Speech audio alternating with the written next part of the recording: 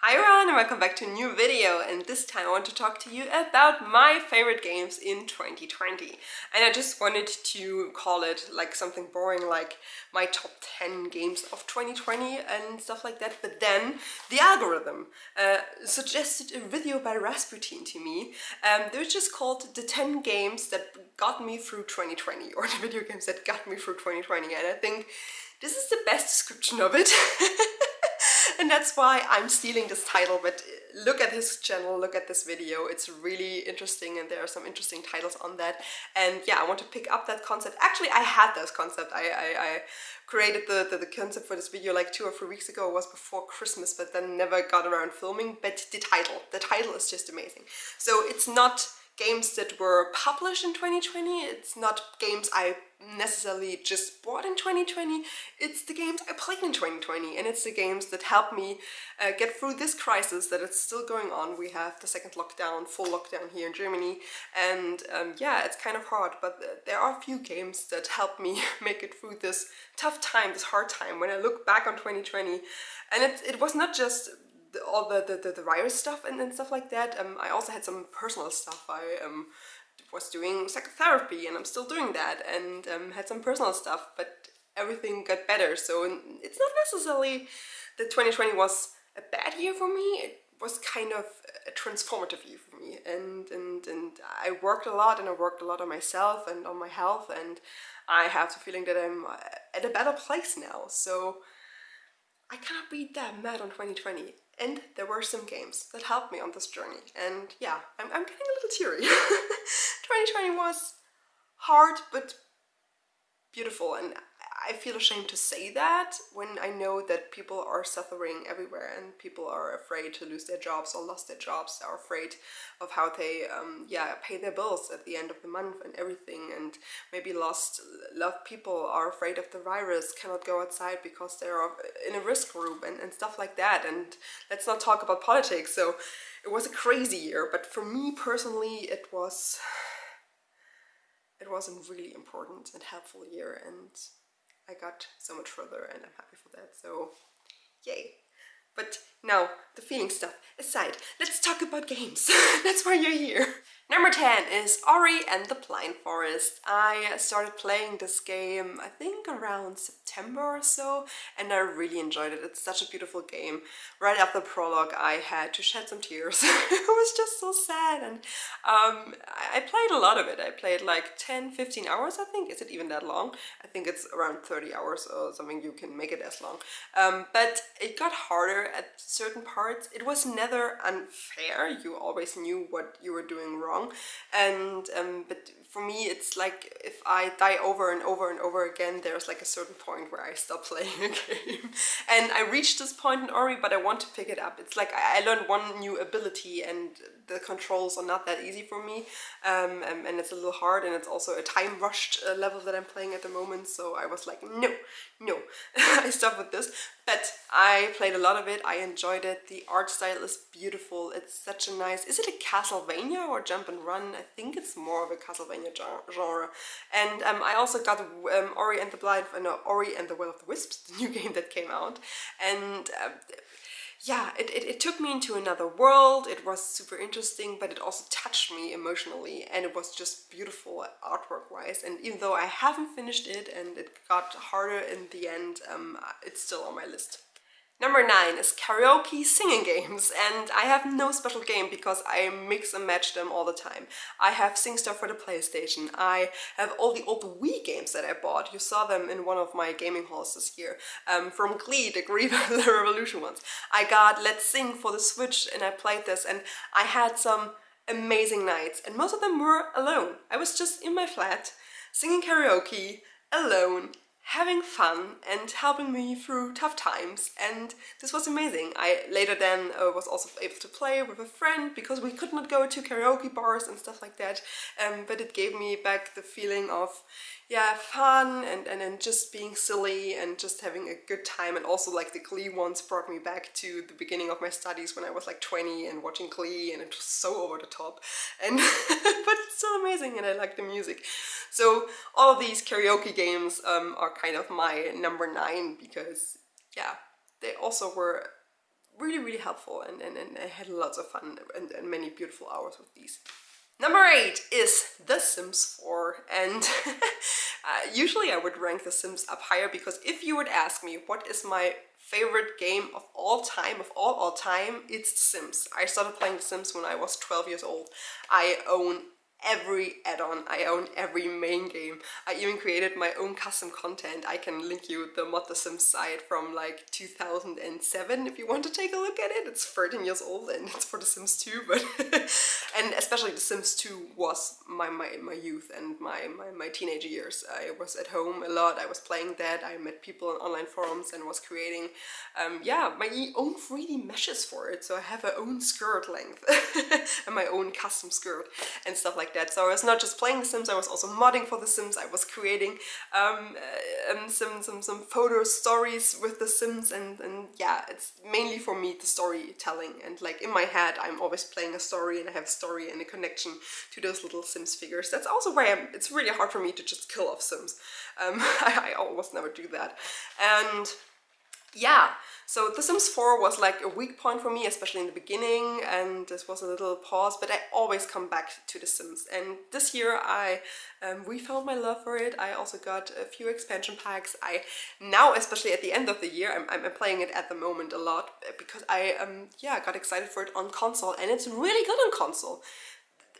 I know it feels weird after playing it for like 13, 20, no, didn't they have that 20-year anniversary, or they will have the 20-year anniversary? I don't know, but after playing it for so many years, like 15 years with PC and mouse on your PC, I always thought it's not possible to work on a console and with a controller.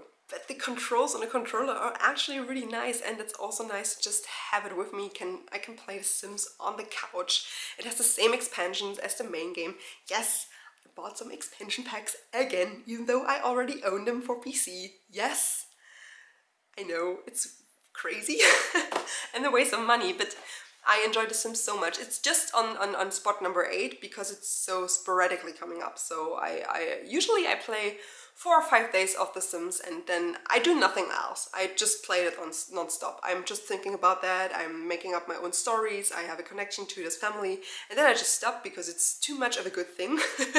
And then I pick it up again 3 months later or 4 months later. So, but it's constantly there, it's always coming in, and it was not that important this year, but more important than last year. This is why it's on some of the lower spots. It's on the 8th spot. It's my favorite game of all time, but as other games were more important and had more significant, yeah, meaning for me this year, it's just on spot number 8, but I love The Sims. The Sims is just amazing. Even though it's big cash grab, I know, but it's The Sims. Number 7 is Astro's Playroom. I finished the game. It came with PlayStation 5, and I'm so sorry for people that don't have access to a PlayStation 5 yet. My pre-order is also pending still. I haven't heard of the people, and yeah, it's not delivered, and even though it was a pre-order for release day for the 19th of November, it's January, so chaos. But my boyfriend was lucky, he got his PlayStation 5 on day 1, and as he still had to work more than me, because I'm also on short-term work, so yeah, thanks to the crisis, I yeah, was able to play Astro's Playroom more than he did, or he also got a platinum trophy, he also finished it, but I did it first, and it's a short game, but I like the short game style. I would prefer that more games are shorter. I want to play more different games, many different games, but not for 60-70 hours. Sometimes I really want to just dive in and never want it to end, like Breath of the Wild, where I have 250 hours.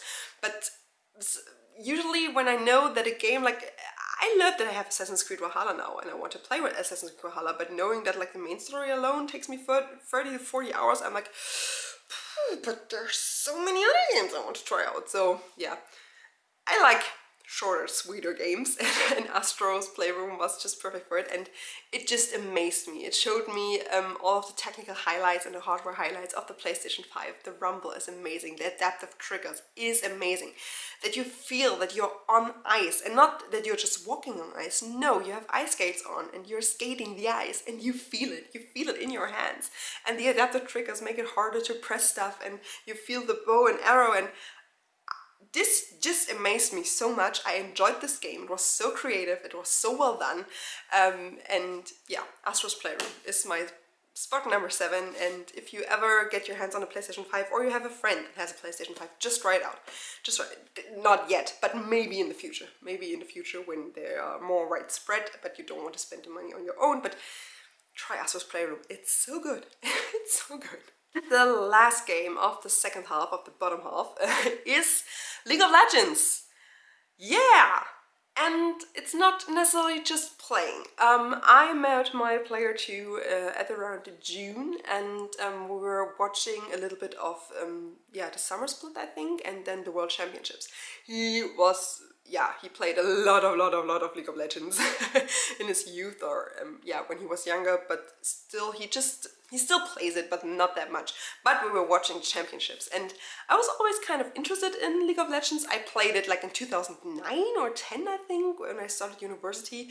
I played it for a few rounds, but then decided that I'm just too bad and I don't want to spend the time to get better, so it was just too complicated, and then stopped.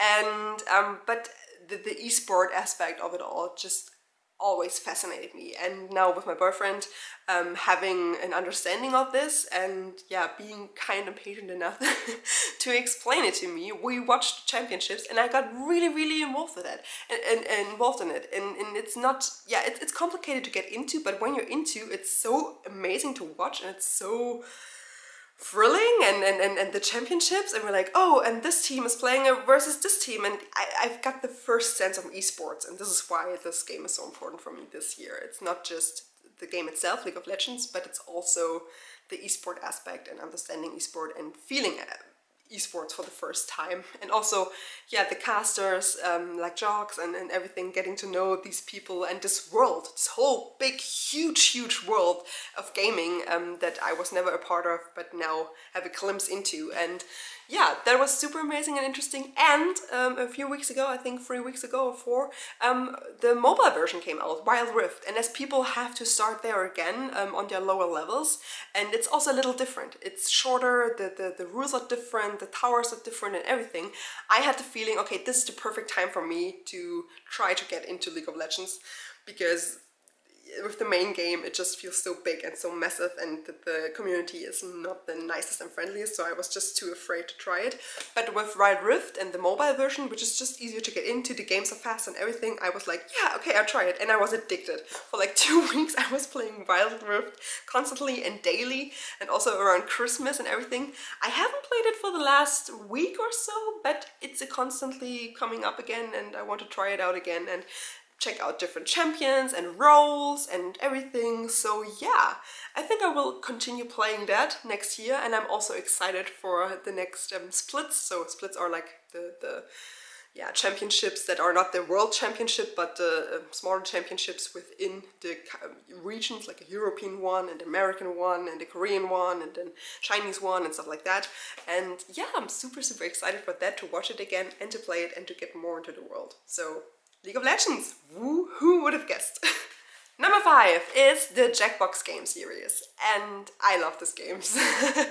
I think I got my first Jackbox game, I think it was Jackbox 4, around 2 years ago, and we were always playing them at parties, but also with my Nintendo meetup, which is a little hard because we never had like one big screen, but I sometimes just brought my laptop with me and my capture card, and then put the Switch on the capture card on the laptop to just have the image. Why not just get it on the laptop? But yeah. And this year I just played it a lot because it's the perfect thing to play remote. So for remote game nights, you just need one player, that's mostly me, that owns the game, and then you can play via Skype or Discord, and then share your screen and share your audio, and it's so easy. So this is why I got the 6 on the PC at the Epic Game Store. Every time they have like the sale where you get a €10 coupon, I'm buying one of the Jackboxes. So I now have Jackbox 4, 5 and 6 for the PC, so I can stream it easily via Skype. I have 1 to 4 on my Switch because I bought them like last year and the year before, because we could just easily play it on the Switch, and I was not thinking about remote stuff and virus and remote game nights and stuff like that. So you can do it. You can stream it via a capture card onto your PC, and then via the PC stream your screen and audio from the Switch via Discord or Skype, but it's more complicated. This is why I got them again on PC. And I bought the 7th version on the PlayStation, because you can also screen share on the PlayStation and play with people that have a PlayStation. But I think I won't do this again, because not everyone has a PlayStation, but most of the people have Skype or Discord or Zoom or anything where you can just share your screen. So I think I will mostly get all the Jackboxes for the PC in the future, and maybe when Corona is gone and we can meet up again and play in our living rooms, I will start to get them for the Switch again. But it's just amazing. You use your phone. It's so easy to understand. It's all my friends know English, so this is a little sad that it's not localized. So you have to know English and quite well for some of the jokes and things to guess and stuff like that. But yeah. Then it's just so funny and amazing, and to get to know people. Like, there are games with drawing where I use my tablet because I can draw on this with my S Pen and yeah, it's I can just really recommend it. And I also played it with random people on Twitch. I was not streaming it, people were streaming it, and I was just using their room code and get into the room and play with random people. And it's so interactive over the distance. And in which game...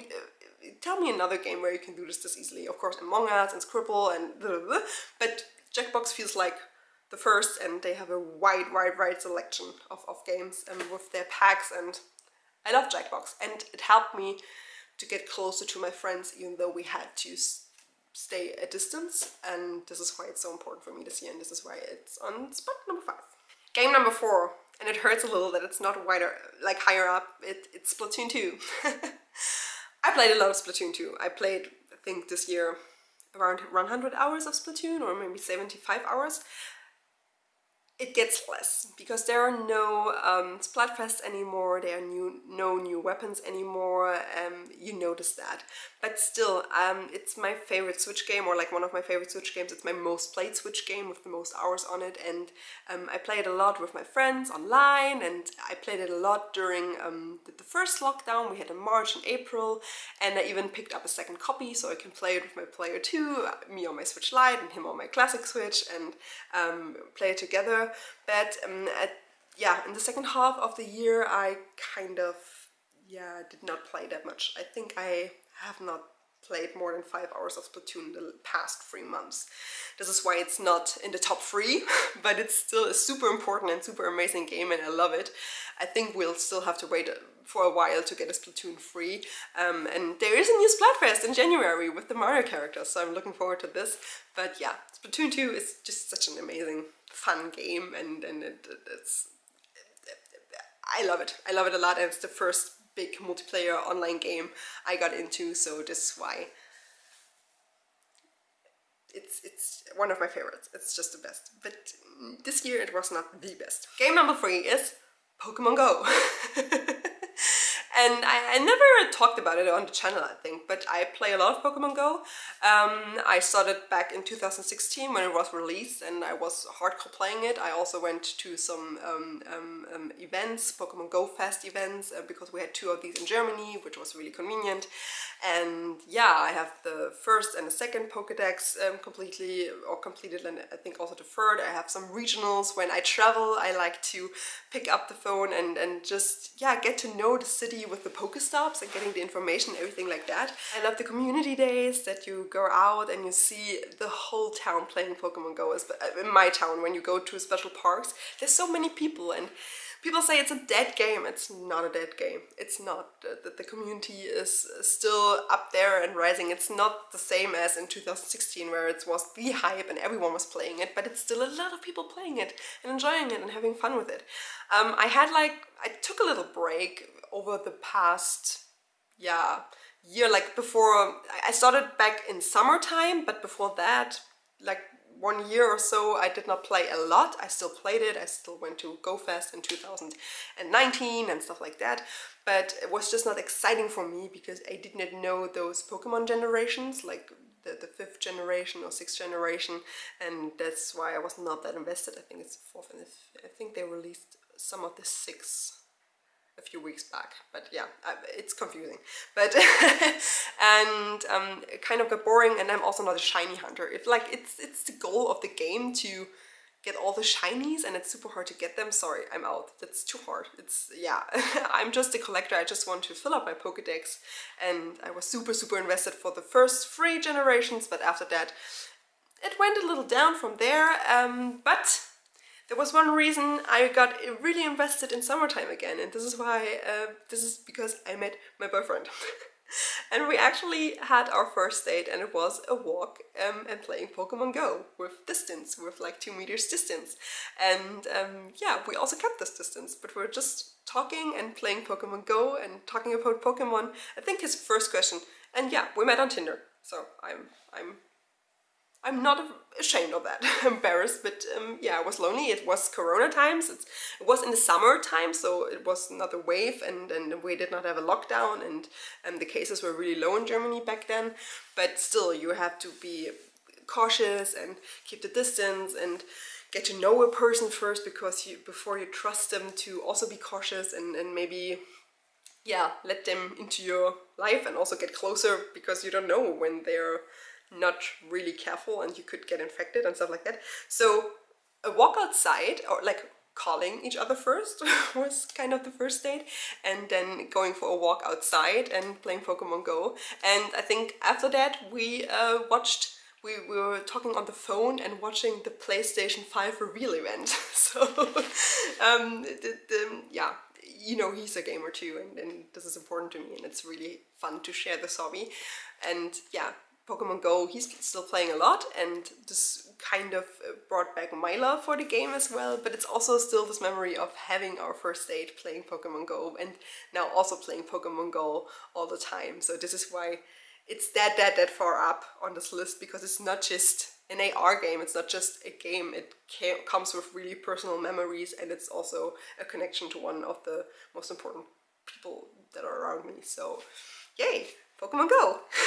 Okay, and the second place is Fall Guys! I played so much Fall Guys. I played like 200 hours, which is almost half of my Splatoon 2 all-time combined number of hours I've ever played in the past 4 years, and Fall Guys came out in August and I already had 200 hours.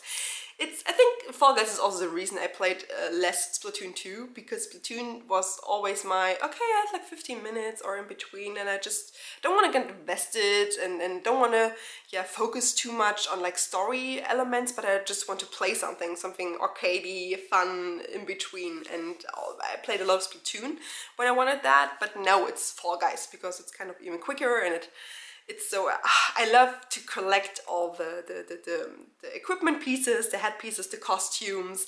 I like the levels, I love the different seasons. The second one with the magic was fun, and I got level 40 in that. And also the third season, now I'm already level 40 in that. Oh, and my lights went on, yay! So it's a winter themed, and the costumes are just so cute. I own all the DLC. I splurged on that because I want to have the costumes, and I play it so often, and yeah, it's just the most played game of the past 4 months for me, so I had to put it that high up, and I still enjoy it, I still like it, and even the same as for Pokemon Go. There's a lot of people playing it. It's not as big as in the beginning, but I never have an issue with finding people in the queues. Never. The matching is so fast and quick. It could be a little quicker technically, so you notice it's not because there are no people that want to play, but just because it's not that well made, the matching system, but there are still a lot of people playing it, and I like it, I enjoy it, and even though it might be a dead game, for me it's still super fun, and I play a lot of it with my boyfriend. We were always taking turns, because we only had the PlayStation 4, so he played it first, and I played it, and he played it, and I played it. It was also this competition, who gets better. But now with him having the PlayStation 5 and me having my old PlayStation 4, we can play it together! We're sitting next to each other, he's playing Fall Guys, him on the PlayStation 5, me on the PlayStation 4, and it's amazing, and it's fun, and it's just the perfect game for in between, and I have really nice memories of that game as well. So this is why it's my top number 2 spot. And I think you all know which game comes in at place number 1, and it's Animal Crossing, of course. I think I'm at 400 to 500 hours now. I don't know exactly, but I played a lot. Of course, like many players, I experienced a little bit of fatigue during the summertime and later on, but I'm so thankful for this game. I'm so grateful that it came out at the moment it came out. When I started Animal Crossing for the first time, it came out on the 20th of March, and I think like Corona was coming to Germany 1 week before that, 1 or 2 weeks. And I was just like 1 or 2 days earlier, I just noticed, or I was starting to understand the implications of this. I was starting to understand, okay, if there's a lockdown, oh wow, okay, if we have to do short-term work, okay, oh, what's with my job? Will I have enough money? Will I keep my job? Will I stay healthy? Will my friends and my family and my parents stay healthy? I was just so overwhelmed, and I was so anxious, and this was also at a phase of my life where I was a little bit depressed, and not just because of Corona. I was not well before Corona. The start of the year was like the worst time in my life, and then there was Corona, when I was already getting better, but still not feeling good. And when when I started this game, I was just wishing for a happy place, a safe place, an escape, to go somewhere else, to not have all this crumble over my head and having to be afraid of the time. I just wanted to have peace and some time to breathe and get air. And when I started this game up, and then Timmy and Tommy were greeting me and telling me, "Hi, welcome to your island getaway package. Welcome. This is your island for peaceful." I don't know the exact words they use, but they were so cute and they were so fun and it was so nice. I just started crying. I hadn't cried, and I tried to get myself together, but I was really afraid that I might even have caught it. But I had like this big knot in my chest area for like 24 hours, and I thought, oh, maybe it's harder to breathe, maybe I have Corona. So, but it was just the stress of it. And when I started Animal Crossing and I noticed it, I cried like a waterfall, because it was just exactly what I wanted. It was exactly the happy place and the escape I wanted. And after that, the knot was gone, so I knew, no, this was not Corona, this was just my psyche and messing with me and my anxiety. And this is why I called my island Escapismo. And this is why I spent 160 hours of playing it during the first month. It was such an important game for me, and it's still an important game for me. It's not just me playing it, it gave me a sense of belonging, it gave me a sense of time, it gave me a sense of community with the villagers, but I played it a lot with my Nintendo friends.